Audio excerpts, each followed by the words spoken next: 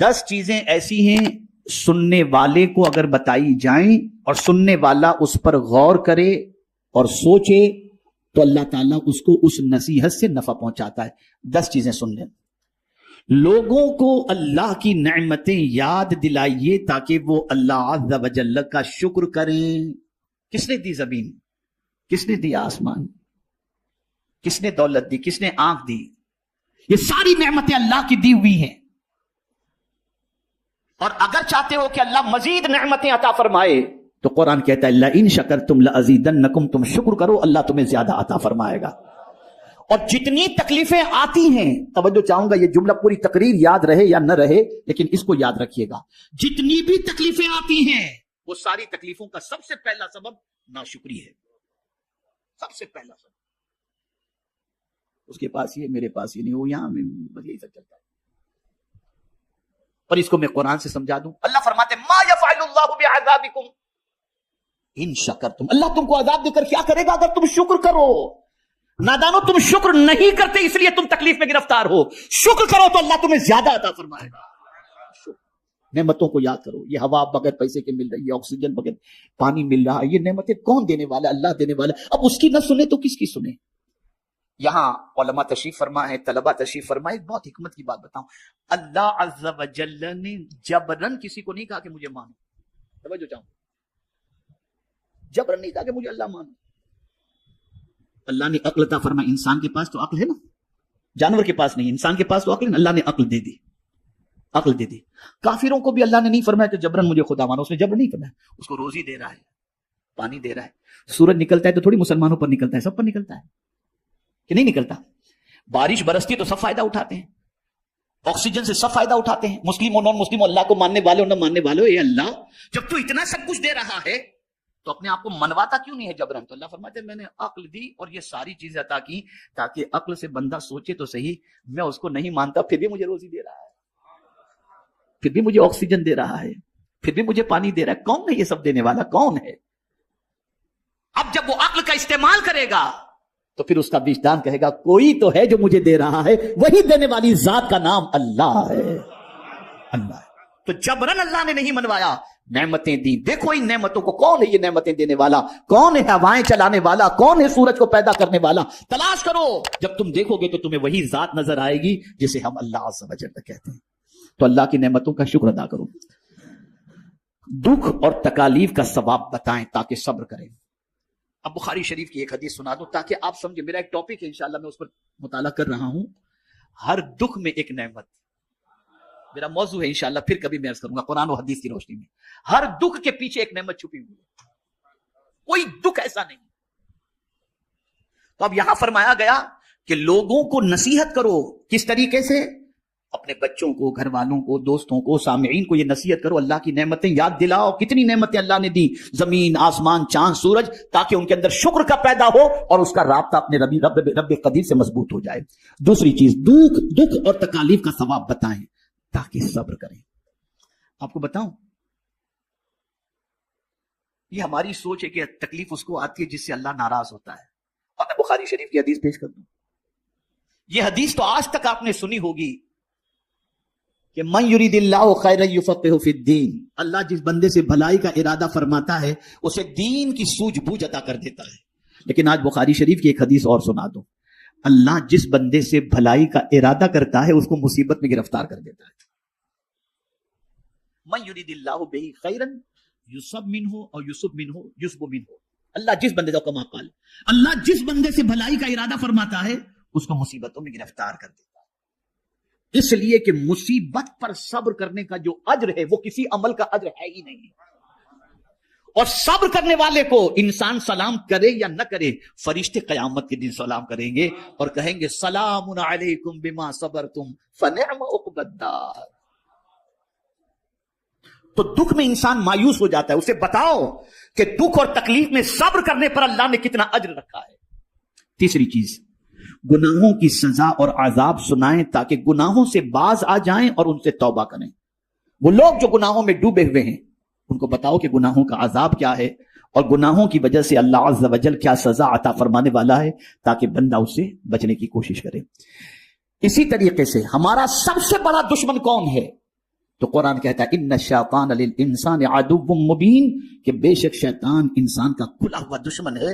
اب اس کے مکر و فریب، اس کی چال، اس کی عیاری، اس کی مکاری یہ بتاؤ تاکہ لوگ اس کے مکر سے بچیں. تو فرمایا گیا شیطان کے مکر و فریب بتائیں تاکہ اس سے ڈر کر کے بچ جائیں. میرے پیارے آقا صلی اللہ علیہ وسلم کے پیارے دیوانوں، اسی طریقے سے انسان کا دل سخت ہونے کی ایک سب سے بڑی وجہ یہ بتائی گئی دنیا کی محبت.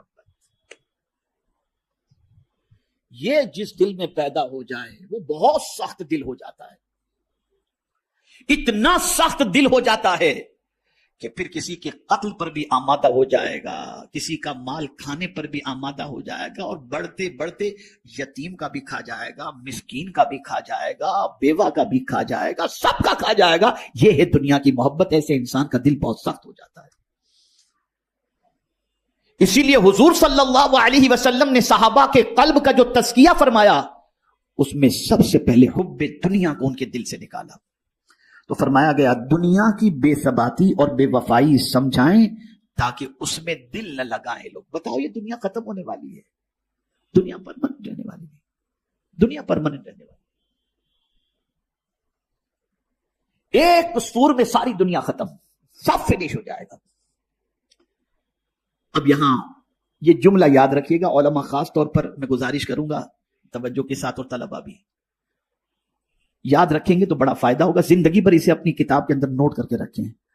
عقل مند وہ ہے جو فنا ہونے والے سے محبت کرنے کی بجائے باقی رہنے والے سے محبت کرے. دنیا فنا ہو جائے گی، خدا باقی رہنے والا ہے.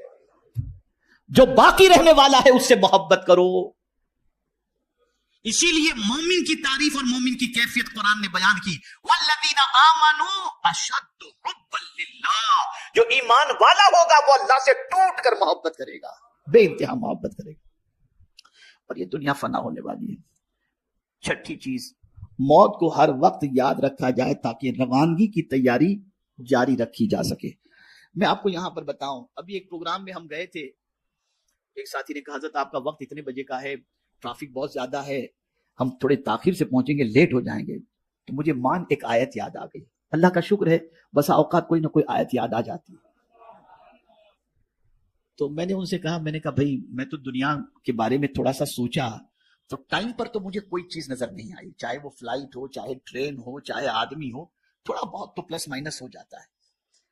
میں نے جب قرآن پر غور کیا تو ایک ہی چیز مجھے ٹائم پر ملی. قاری صاحب، ایک ہی چیز مجھے ٹائم پر نظر آئی جو 1 منٹ پہلے بھی نہیں، 1 منٹ بعد بھی نہیں. اذا جاء اجلهم لا يستأخرون ساعة ولا يستقدمون. جب موت آتی ہے تو نہ 1 منٹ پہلے نہ 1 منٹ بعد میں، جب اس کا وقت مقرر ہے تب وہ آ جاتی ہے. تو ٹائم پر ایک ہی چیز ہے، باقی کوئی چیز ٹائم پر نہیں. 1000 باڈی گارڈ رکھ لو، 1000 بلیٹ پروف جیکٹ پہن لو، لیکن دنیا کی واحد سچائی یہ ہے کہ موت سے کوئی بچ نہیں سکتا. اور یہ جملہ بھی بڑا میرا مقبول ہوا تھا کہ ہم نے بہت کچھ جمع کر کے رکھا، لیکن قدرت کا قانون یہ ہے یا دے کے مرو یا چھوڑ کے مرو، لے جانے کچھ بھی نہیں ملے گا. بہت کچھ جمع کر کے رکھا ہے نا، یا دے دو مرنے سے پہلے یا چھوڑ دو. ہاتھ میں انگوٹھی بھی پہنے ہو تو لوگ کاٹ کے نکال لیں گے، لے کے نہیں جا سکتے کچھ بھی. یہاں سے پتا چلا ہمارا کچھ ہے ہی نہیں. جسے ہم کہتے ہیں کہ یہ ہمارا ہے، ہمارا کچھ نہیں ہے. فلسفہ سمجھ لو، یہ اللہ نے استعمال کرنے کے لیے دیا ہے. جب تک وہ چاہے گا تم استعمال کرو گے، پھر یہ کسی اور کو دے دے گا. اسی لیے اس کا قانون ہے دے کے مرو یا چھوڑ کے مرو، لے جانے کچھ بھی نہیں ملے گا، کچھ بھی لے جانے نہیں ملے گا. اور موت کا وقت کسی کو نہیں معلوم. تو دل کی سختی کو دور کرنے اور نصیحت کو حاصل کرنے کے سلسلے میں موت کا تذکرہ لوگوں کو بتایا جائے اور موت کو ہر وقت یاد رکھنے کی تاکید کی جائے. اسی طریقے سے 7ویں چیز، قیامت کو زیادہ سے زیادہ یاد دلایا جائے تاکہ اس کے لیے زیادہ راہ جمع کیا جا سکے. لوگوں کو بتایا جائے قیامت ایک دن ہے، آخرت کا دن ہے، وہاں کیا چیز کام آئے گی اس کو بتاؤ، وہاں کی سچویشن کیا ہوگی اس کو بتاؤ، وہاں کون کس کے کام آئے گا بتاؤ. میری ایک کتاب خریدیے گا مکتب سے، محشر میں حضور کہاں ملیں گے. کوئی نہیں ملے گا، کسی کا پتہ نہیں، لیکن حضور کا پتہ معلوم ہے. حضور نے خود بتا دیا میں کہاں ملوں گا، اور کہاں ملیں گے؟ جہاں سخت حاجت ہے وہاں مصطفیٰ پیارے تشریف فرما گے۔ پل صراط پر ملیں گے، میزان پر ملیں گے، حوض کوثر پر ملیں گے۔ یا رسول اللہ آپ کی عظمتوں پر قربان کہ جن کوئی بھی مصیبت ایسی نہیں جس کے حل کے لیے آپ پہلے سے موجود نہ ہوں۔ یہ مصطفیٰ جان رحمت صلی اللہ علیہ وسلم۔ اور سب سے بڑی شان جو ہے نا حضور کی، اگر کچھ بیان نہ بھی کی جائے، صرف ایک شان بیان کی جائے، وہ شان محبوبیت۔ ہماری صاحب توجہ چاہوں گا، اعلیٰ حضرت نے اس کو بہت فوکس کیا، ہر شان اپنی جگہ پر، لیکن اللہ کی بارگاہ میں جو محبوبیت کا مقام ہے وہ اس سے بڑھ کر، تو اعلیٰ حضرت کیا اٹھے یار، محبوب میرے آقا اللہ کے کتنے محبوب ہیں تم جانتے ہو؟ میں تو مالک ہی کہوں گا،